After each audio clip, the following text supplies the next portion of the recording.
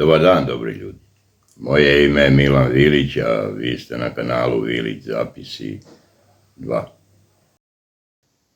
Hvala svima koji svojim prilozima podržavaju rad kanala i omogućavaju da kroz ovo vreme putujemo zajedno. Ovu emisiju ću početi sa jednim stavom da je neophodno setiti se sebe.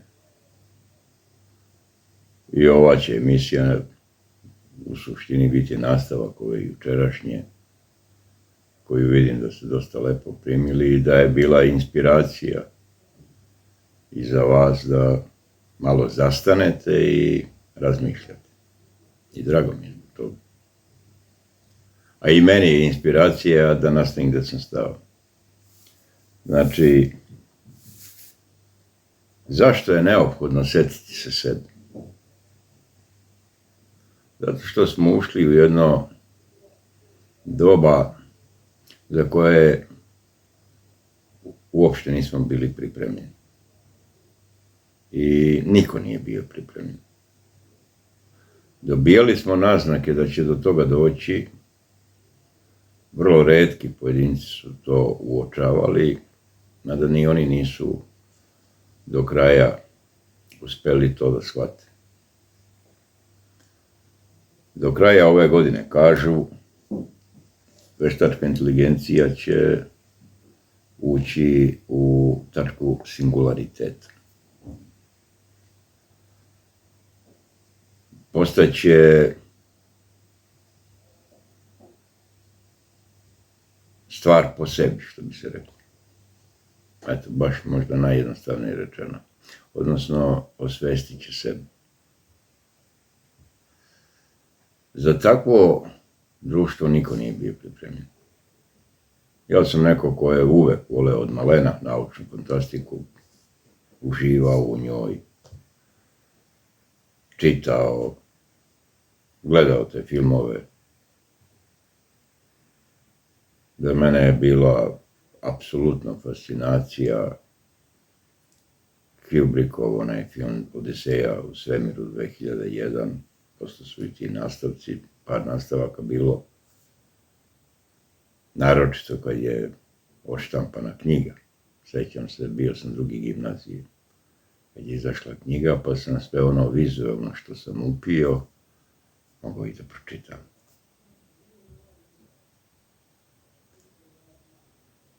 Taj Arthur Clarke, autor te knjige, je bio zaista neko ko je toliko daleko video i objasnio nam kuda će stvari ići, uveo neke pojmove, pre svega, što se mene lično tiče, na filozofskom nivou. U tom filmu je reč o brodskom kompjuteru HAL, čuveni 9000, koji je pokušao da preuzme komandu nad tom nekom misijom kuda su astronauti krenuli.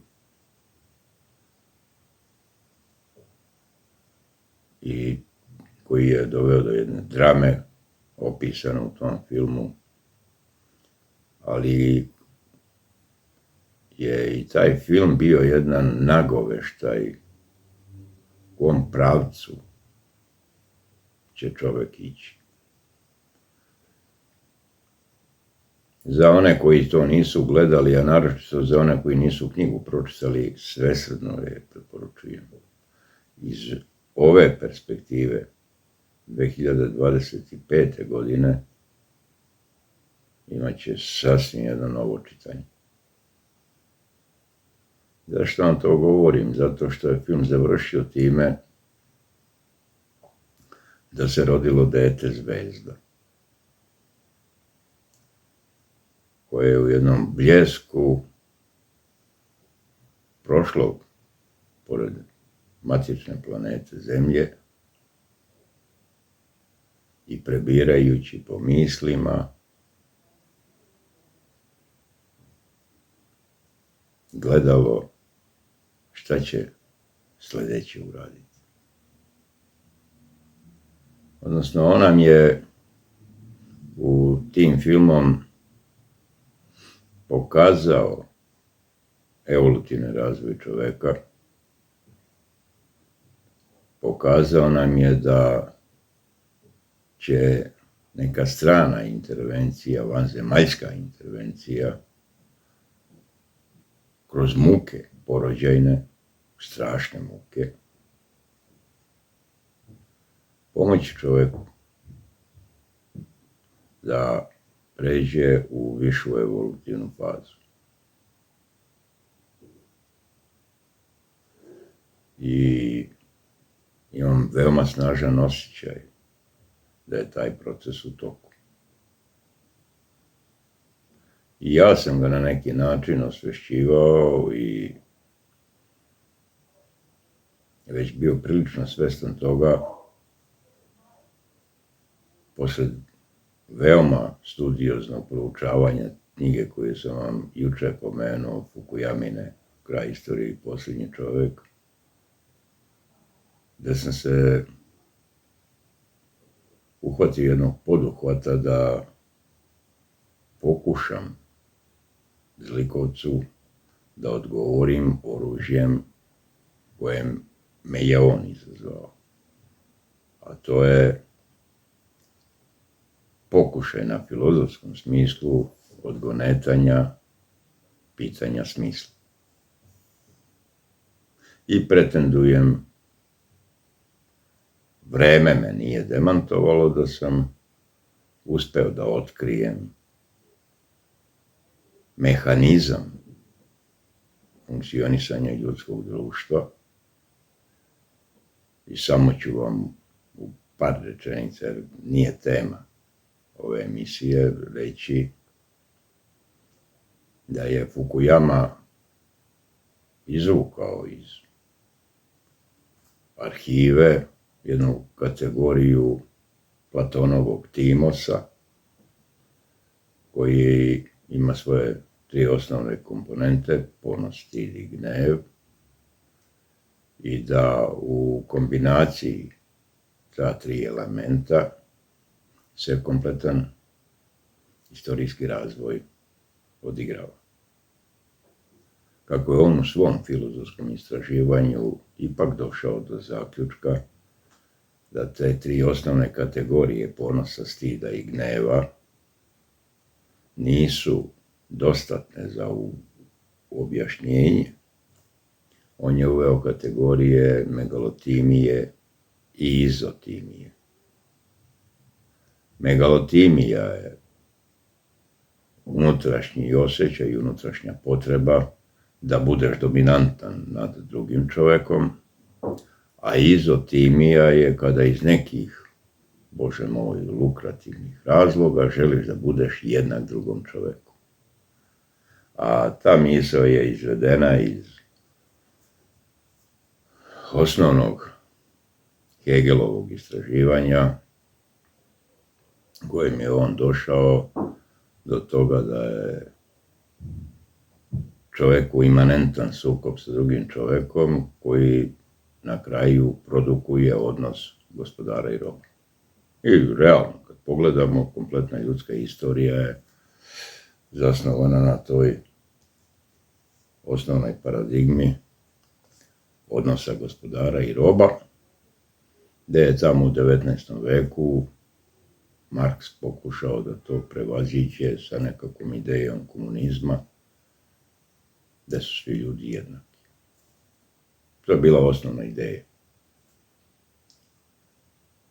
Međutim, niti su ti istraživači tog vremena to mogli da sagledaju, izuzev Fukuyame koji je mogao, ali nije. Da li nije imao intelektualni domašaj ili nije hteo, ne ulazim. Ja sam došao do toga da je istorijski proces dvokomponentan. Da posjeduje tu kategoriju Platonovog timosa, koju ja smeštam u sferu duhovne kulture, ponosa, stida i gneva, ali da ta nije moguća bez sfere materijalne kulture u koju spadaju ljubav, strah i mržnja. I da se interakcija između te dve osnovne, pre svega psihološke kategorije, odvija preko idealizacije. I onda sad kad sam ispitivao interakcije, šta ja znam, ljubav, ponos, pa ljubav, stid i tako, šta sam ih ispitao i uspio sam da zatvorim krug i da mi se to pokaže kao tačno. Verovatno da mnogi od vas neće u suštini razumjeti što sam sad pričao, ali je za mene to veoma bitna stvar. Zato što je u traženju odgovora na pitanje smisla je neverovatno bitno izvršiti bazična ispitivanja.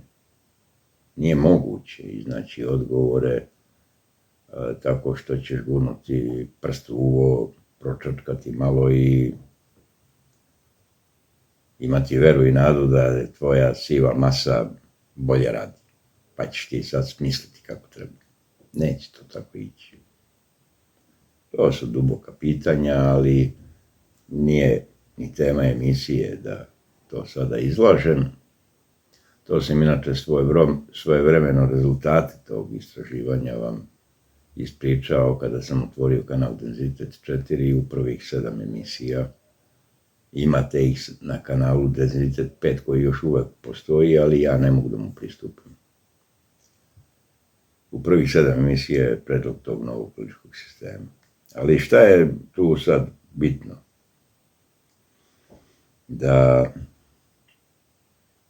mi treba da uradimo jednu reafirmaciju samih sebe. Na čemu mi počivamo? I šta je ono što bi moglo biti spasonosno za nas? I tu treba isto napraviti jedan mali uvod, u najgrubljim crtama, a to je da kroz našu istoriju, bez obzira da li smo bili u tom nekom nemanjičkom ili periodu pre Nemanjića, znate, imali smo mi nekoliko dinastija pre Nemanjića, ova je vezana za hrišćanstvo i za srpsko pravoslavlje, pa je onda odbačeno istraživanje i pominjanje onih prethodnih. Ali u svim tim epohama, kasnije i u Otomanskoj i u Austro-Ugarskoj, kao posljednjoj, jedan karakterističan i specifičan način života srpskog društva je bio u okviru porodičnih zadruga. A zadruge su bile organizovane u bratstva. Ta porodična zadruga je u sebi sadržala nekoliko generacija, vrlo često pradeda, deda, tata, deca, pa bude tako jedno 4-5, pa i 5 generacija u jednoj zajednici. Obično je bilo tako da sinovi ostaju u kući, ćerke se udaju i odlaze u drugu kuću i tu je bilo po 40, 50, 80, pa i čak i preko 100 članova žive u zadruzi. Svi zajedno rade i privređuju. Te zadruge je karakteristično, na primjer, da su imale fizičku snagu, su imale razvijen sistem bezbednosti, da je uglavnom bilo odsustvo bilo kakvih duševnih bolesti, ovih laganijih. U takvom sistemu ti ne možeš da padneš u depresiju, Možeš. Njih 10 da ti skoči na glavu, da te zasmeje, da te zabavi, da ti skrene misao.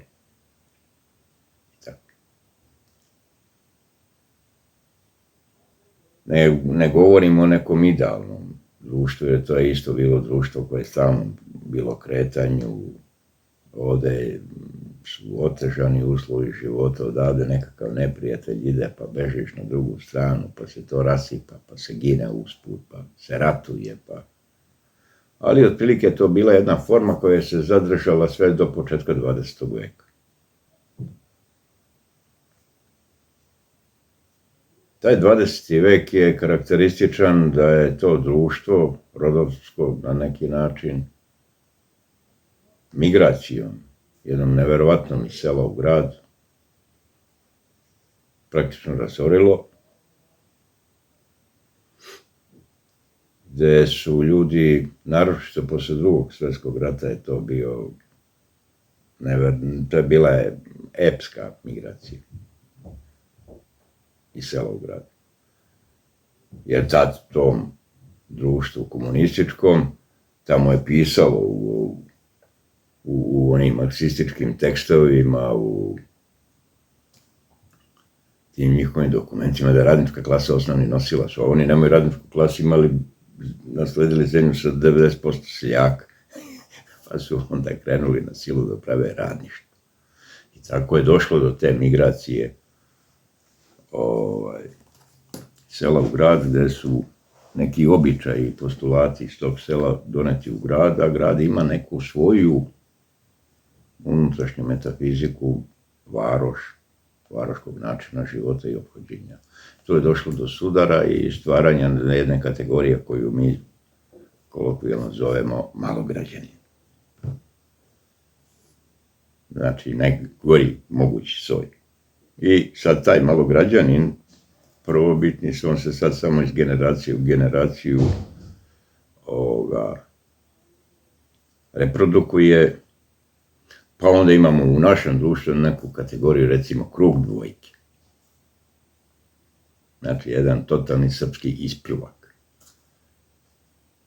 Način razmišljanja, poimanja sveta, vrednostnih sudova. Krajnje pojednostavljeno pričam, ali mislim da ni ne treba previše se zadržavamo, jer hoću sljedeću stvar da vam kažem. Da bi ti imao osjećaj zajedništva, osjećaj pripadništva, koji treba reafirmisati u okviru te ideje da se setimo sebe,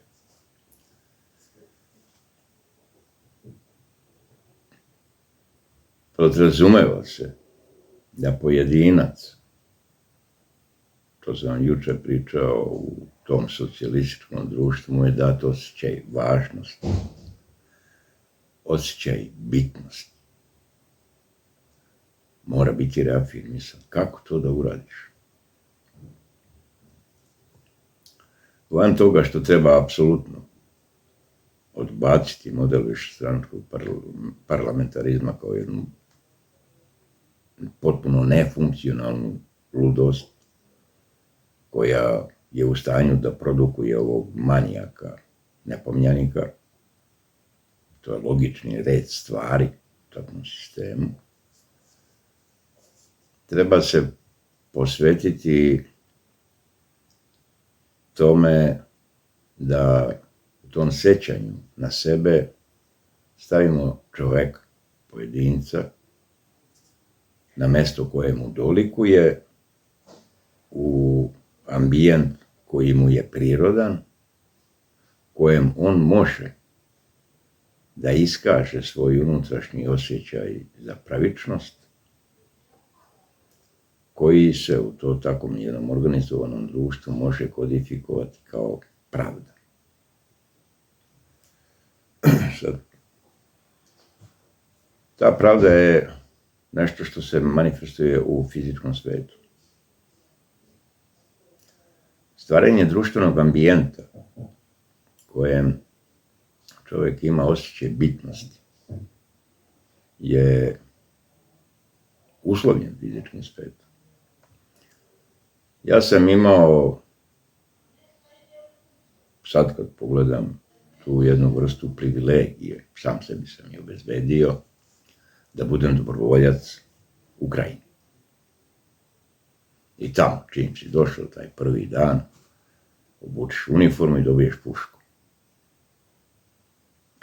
Znači, evo me, vojnik. Ta krajina je funkcionisala od nastanka do njenog kraja na običajnom pravu. Tamo nije bilo realno države, postojala je zastava, izabran kao predsjednik republike i imala je krajina i svoju skupštinu.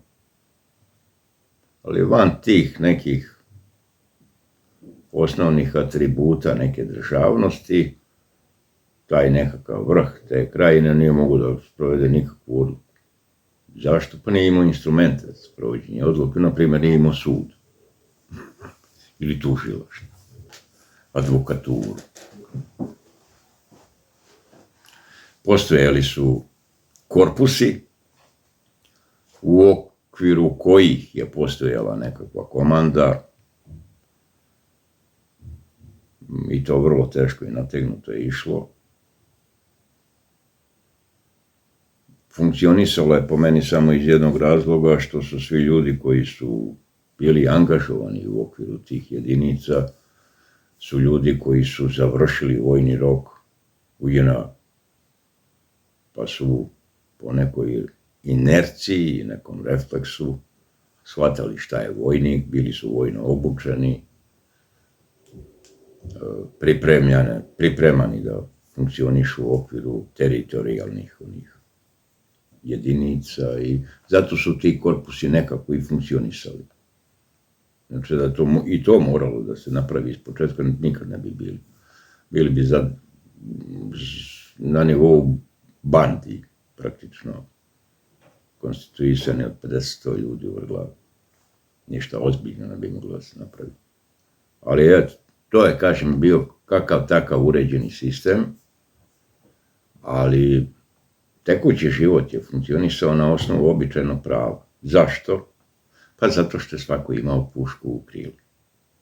Ali bukvalno svako, sem dece. A i ovi malo stariji dečačići su uvek pronalazili neki pištolj da imaju ili tako nešto.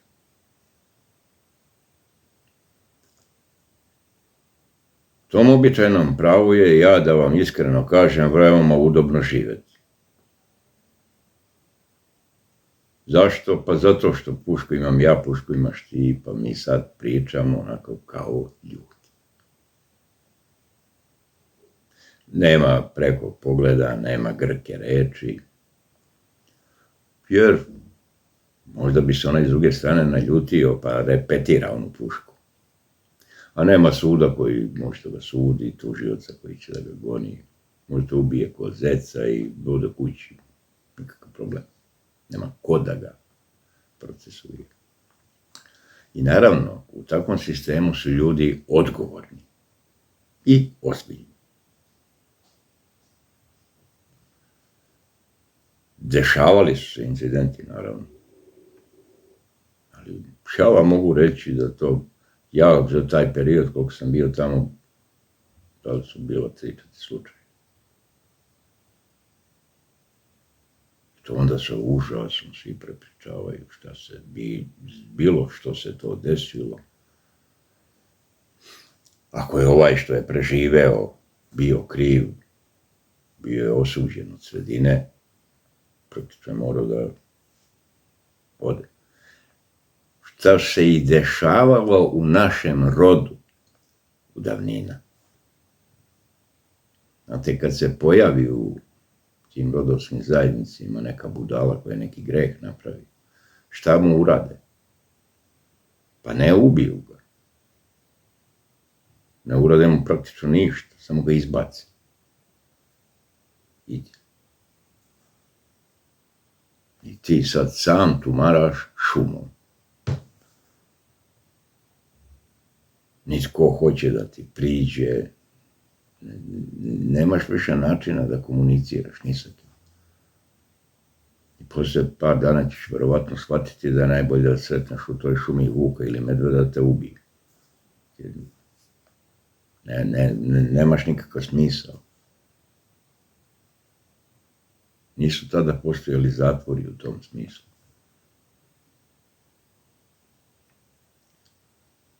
To je toliko prirodno, toliko logično da je to nevjerovatno. Šta je u ovom sadašnjem vremenu urađeno? Narod je razdvojen od oružja.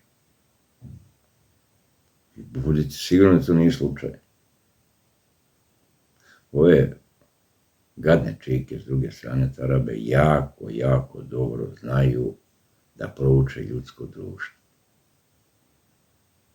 Su ljudi moji naučni instituti, decenije istraživačkog rada. Kako doakati čovjeku? Jedna od osnovnih stvari je bilo to razoružanje. Zato smo imali ribnikar. Prva stvar koju je ovaj nepomjanik uradio sutradan jeste oduzimanje oružja od naroda. Eto. I takvi incidenti su mogući ako imaš oružje, ako nemaš oružje nisu mogući. 2 plus 2 jednako 4. Iako je poznato iz kriminologije da je samo 0,2% ubistava u društvu se dešava iz oružja koje je legalno. Praktično su ove vlasti onemogućile više i ono malo ljudi još što imala to legalno oružje da ga ima, ali zato su kriminalcima nikakav problem. To ne predstavlja, oni se na te stvari ne osvrću i ne okreću. Znači, jedna od prvih stvari, znači u prva 24 sata, koju bih uradio da sam u poziciji moći, bila bi potpuno slobodni promet oružja i kupovina oružja. Prangiju za pojas pa na ulicu. Ko u Teksasu. Inače, mi imamo neku sliku o tome da je Teksas neka divljina, ne, nije. Tamo nema kriminala. Ima, ali vrlo malo. Pa zašto pa kako da budeš kriminalac kad njih 50 ima tamo koji će da izvade prangije, da te izbuše kako voliš. U drugim državama imaš, tamo gdje nije kao u Teksasu i ne znam gdje i koja je još ona država koja je slobodno to nošenje oružja.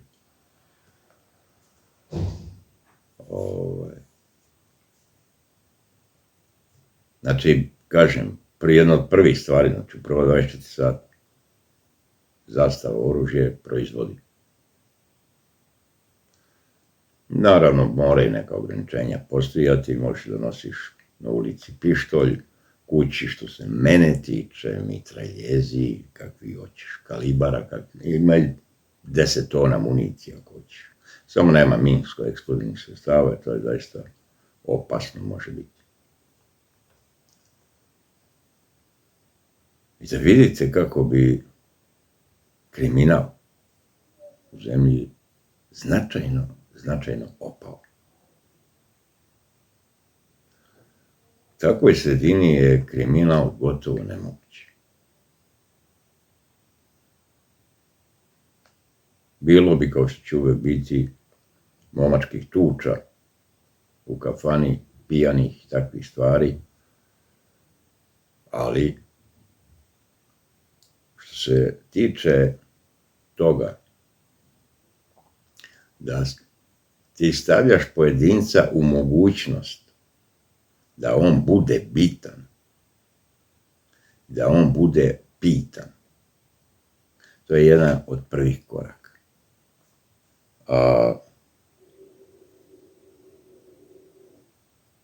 Neki nastavak ove emisije već se oduži, Ako budem inspirisan, a vi imali dobru volju da slušate, možda će da sledi. Sve vas pozdravljam i volim.